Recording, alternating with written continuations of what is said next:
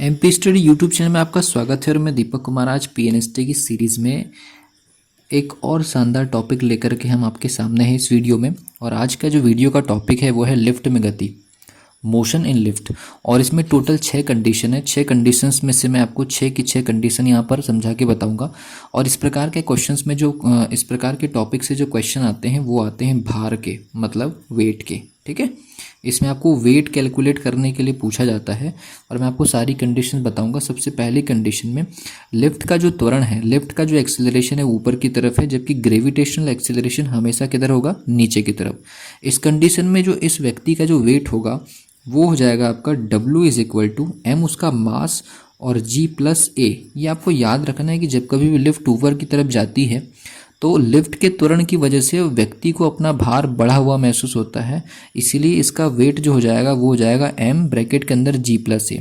अगर आपको ये कंडीशन समझ में आ गई तो दूसरा डायग्राम देखते ही आप इस व्यक्ति का वेट जो है डायरेक्टली बता सकते हैं। इस व्यक्ति को अपना वेट जो महसूस होगा वो होगा आपका W, m और G - a।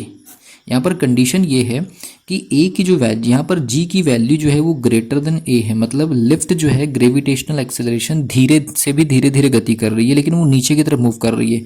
इसलिए जब कभी भी लिफ्ट नीचे की तरफ जाती है तो वस्तु को या व्यक्ति को अपना जो वेट है वो थोड़ा कम हो रहा है, ऐसा आभास होता है। ठीक है, इसलिए इस व्यक्ति का जो वेट है m = या W = m G - a। ये दो कंडीशन मैंने आपको बता दी। अब उसके बाद कंडीशन नंबर 3 पर चलते हैं। कंडीशन नंबर 3 ये है कि इस समय कंडीशन क्या हो रहा है कि ग्रेविटेशनल एक्सेलरेशन के बराबर ही लिफ्ट की गति ऊपर की तरफ है।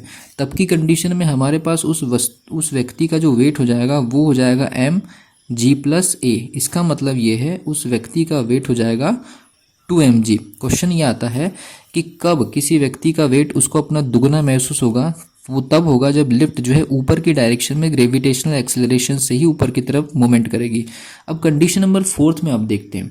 कंडीशन नंबर 4 के बारे में यहाँ पर लिख रहा हूँ। इसका जो वेट हो जाएगा ये हो जाएगा m G - g, क्योंकि इस समय लिफ्ट का जो एक्सेलरेशन है वो किसके बराबर है, ग्रेविटेशनल एक्सेलरेशन के बराबर, और नीचे की तरफ आ रही है लिफ्ट। तो इस कंडीशन में इस वस्तु का भार कितना हो जाएगा, 0। इस कंडीशन को बोलते हैं वेटलेस कंडीशन। ठीक है, वेटलेस कंडीशन बोल दीजिए, हिंदी में इसको बोलते हैं भारहीनता की स्थिति। तो भारहीनता की स्थिति क्यों होती है, जब लिफ्ट नीचे की तरफ ग्रेविटेशनल एक्सेलरेशन से मूवमेंट करती है।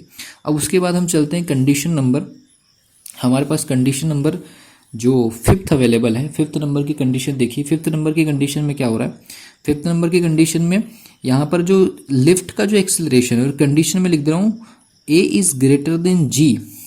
तो यहाँ पर क्या होगा, अगर मान लीजिए त्वरण जो है, मतलब लिफ्ट का जो त्वरण है वो नीचे की तरफ है, लेकिन यहाँ पर A की वैल्यू अगर ज़्यादा हो गई तब की कंडीशन में W जो हो जाएगा, फॉर्मूला जो लगेगा m G - a। लेकिन A की वैल्यू ज़्यादा होने की वजह से W की जो वैल्यू आएगी वो निगेटिव आएगी। इस कंडीशन में क्या होगा, लिफ्ट तो नीचे की तरफ आएगी लेकिन व्यक्ति का जो हेड है, उसका जो सिर है उस लिफ्ट के छत से जाके टकरा जाएगा और उसका जो पैर है यहाँ से ज़मीन छोड़ देगा। ये लिफ्ट के जो बेस है, बेस को छोड़ करके उसका जो सिर है, हेड है, उसके छत से जाके टकरा जाएगा। ये कंडीशन नंबर 5 हो गई। ठीक है, कब होगा ऐसा, जब लिफ्ट नीचे की डायरेक्शन में मूवमेंट करेगी, गति करेगी, और ग्रेविटेशनल एक्सेलरेशन से भी फास्ट गति करेगी। उसके बाद देखते हैं कंडीशन नंबर 6। कंडीशन नंबर 6 में देखिए, ये लिफ्ट को चलाने वाली रोप है, रस्सी है। अगर ये मान लीजिए किसी तरह से टूट जाए, तो अगर मान लीजिए किसी तरह से भी अगर टूट जाएगी तो उस कंडीशन में इस व्यक्ति का जो अभिलंब प्रतिक्रिया R = mg जो है वो 0 हो जाएगा, क्योंकि इस व्यक्ति को जो भार महसूस हो रहा है उसका मुख्य कारण ये रस्सी में तनाव है। अगर ये रस्सी में तनाव नहीं रहेगा तो सीधी सी बात है उस कंडीशन में व्यक्ति को अपना लिफ्ट में भार महसूस नहीं होगा। टोटल जो भार का जो टेंशन जो वहन करता है ये रस्सी करती है। अगर ये रस्सी टूट जाए तो लिफ्ट का जो त्वरण होगा वो तो G नीचे की तरफ होगा, क्योंकि अब लिफ्ट जो है ग्रेविटेशनल एक्सेलरेशन नीचे की तरफ चलेगी।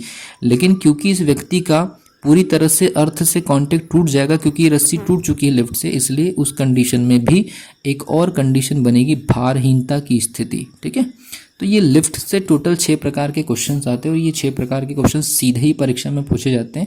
इनकी आप प्रैक्टिस कर लीजिए। आपको किसी भी प्रकार का लिफ्ट से रिलेटेड कोई अगर प्रॉब्लम होता है तो कमेंट सेक्शन में लिखिए। तब तक के wish you all the best.